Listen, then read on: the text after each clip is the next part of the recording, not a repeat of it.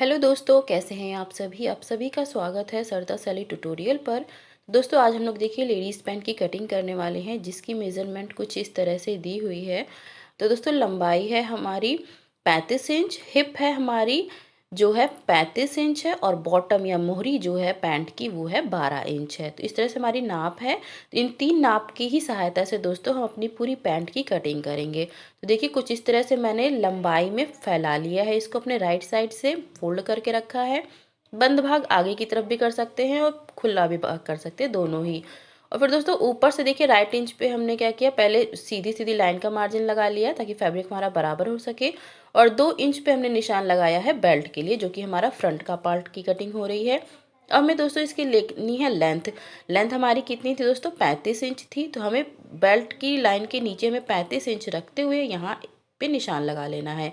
और बॉटम में भी 2 इंच का हमें निशान लगाना है एक्स्ट्रा। तो लंबाई के ऊपर भी हमने देखिए बेल्ट के लिए 2 इंच के लिए निशान लगाया, और बॉटम के लिए यहाँ पर भी हमने 2 इंच का निशान लगाया। तो दोनों ही लाइन को हमें निशान को ऐसे ऐसे मिला लेना है यहाँ पर। बॉटम में भी जो कि हमारा 2 इंच जाएगा फोल्डिंग में, और ऊपर जो बेल्ट है हमारा वो भी फोल्डिंग में जाएगा। तो हमारी अंदर की जो लंबाई हमने ली है वो हमारी एग्जैक्ट 35 इंच है। यहाँ पे देख सकते हैं एग्जैक्ट कितना है दोस्तों, 35 इंच है। अब मैं दोस्तों लेनी है कमर। कमर के लिए दोस्तों हमें हिप की नाप की जरूरत पड़ेगी। तो हिप हमारी 35 है, तो 35 का हमें लेना है चौथाई। तो आप 35 को 4 से भाग देकर भी निकाल सकते हैं, नहीं तो आप इसको देखिए ऐसे इंची टेप को आधा कीजिए, 2 भाग हुए, एक बार और फोल्ड करेंगे तो हमारा चौथा भाग निकल आएगा। इस तरह से देखिए हमारा कितना आया, 35 का चौथाई 9.25 इंच। 9 इंच में 2 सूत कम।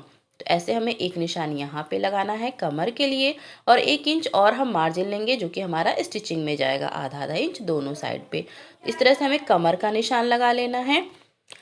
और अब दोस्तों हमें लगाना है आसन का निशान। तो आसन के लिए भी दोस्तों हमें केवल हिप की ही नाप की जरूरत पड़ेगी। तो हिप हमारी 35 है, तो 35 का चौथाई, जितना हमारा 35 का चौथाई होगा या हिप का चौथाई, जितनी भी आपकी हिप है सभी साइज के लिए सेम तरीका है।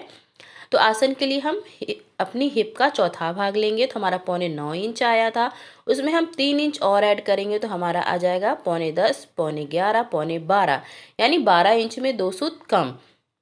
तो इस तरह से हमें निशान लगा लेना है। और यहाँ नीचे पर भी देखिए ऊपर का निशान पहले हम यहाँ पे 9.25 इंच पे लगा रहे हैं, और 1 इंच हमने ये मार्जिन वाला लगाया था।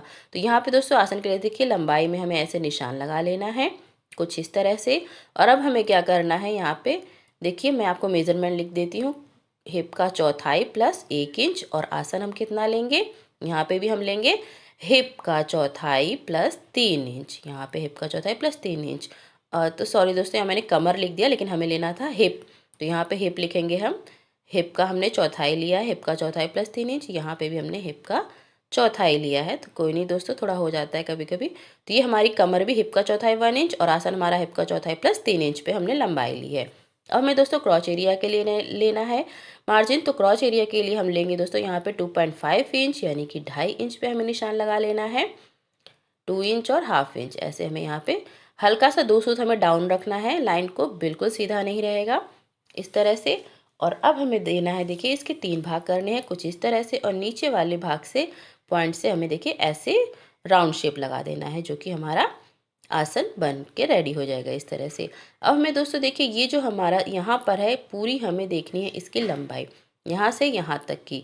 यहाँ से तक आपका जितना भी है उसका हमें करना है हाफ, ताकि हमारा क्रॉच लाइन पता चल सके, सेंटर लाइन। तो यहाँ देखिए हमारा आ रहा है 13.5 इंच।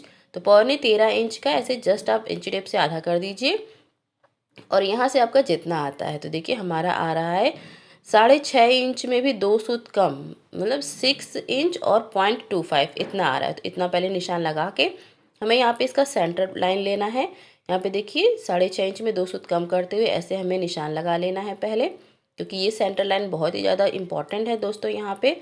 और ये देखिए क्रॉच एरिया हमने लिया था 2.5 इंच, तो हमें उसको ऐड करते हुए सेंटर सब निकालना है। अब देखिए यहाँ पे भी हमें ले लेना है 6 इंच और 0.25 इंच पे निशान लगाना है, जैसे हमने ऊपर लगाया था। अब हमें यहाँ पे बॉटम हमारी 6 इंच थी, तो इस निशान के दोनों साइड में देखिए 3-3 इंच पे हमें ऐसे निशान लगा लेना है, और हमें इस पॉइंट से ऊपर जो है मिला लेना है।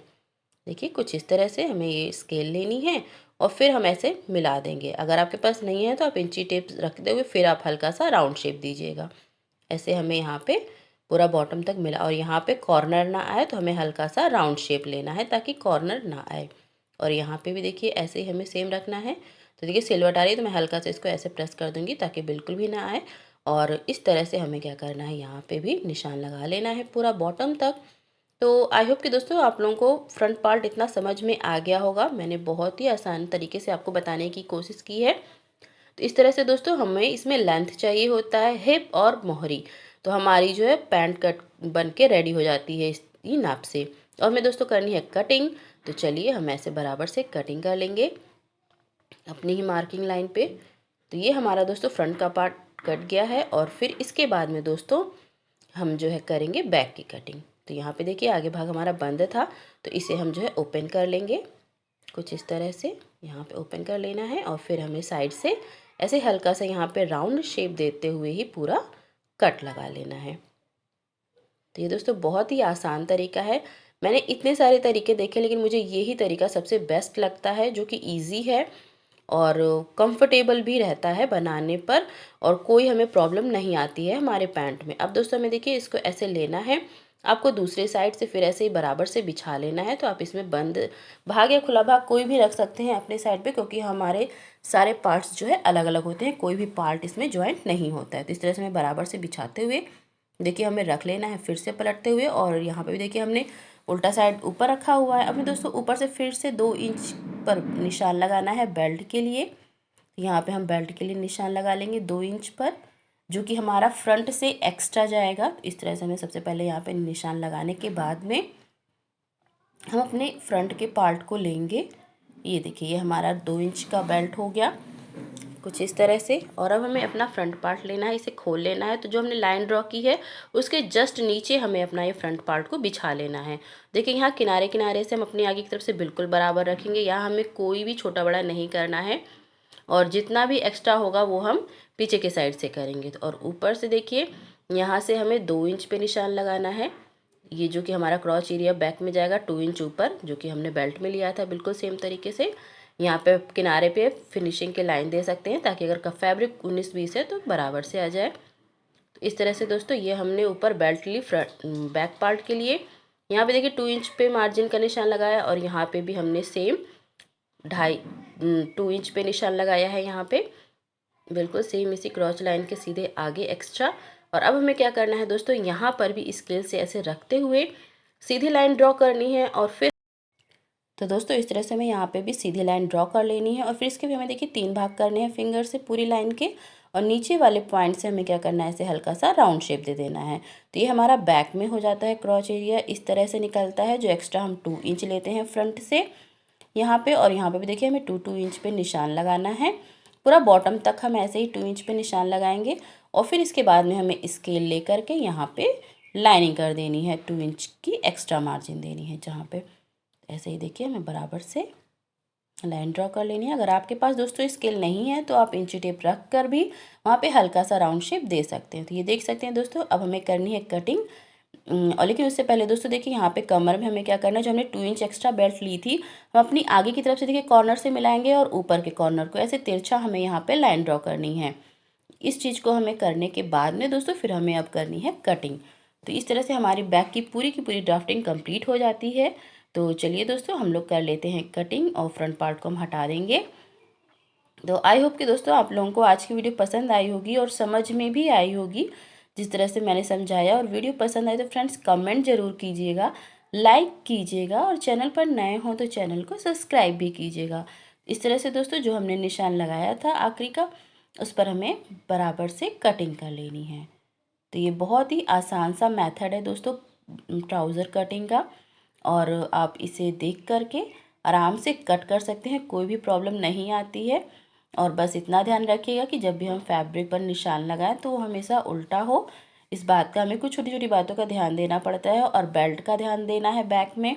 जैसे कि हमने 2 इंच एक्स्ट्रा लिया हुआ था तो वो चीज़ आपको यहाँ पे ध्यान रखनी होती है। बाकी 2 इंच का मार्जिन तो हमें क्लियर हो जाता है, लेकिन ऊपर बैक में कभी कभी क्या होता है कि हमें नहीं क्लियर होता है। तो ये सब चीज़ें आपको थोड़ा ध्यान से देखनी होती है। और बाकी देख सकते हैं दोस्तों हमारा पैंट कटिंग बिल्कुल ही परफेक्ट तरीके से हो चुका है। और वीडियो पसंद आए तो फ्रेंड्स लाइक कीजिएगा, शेयर कीजिएगा, सब्सक्राइब कीजिएगा।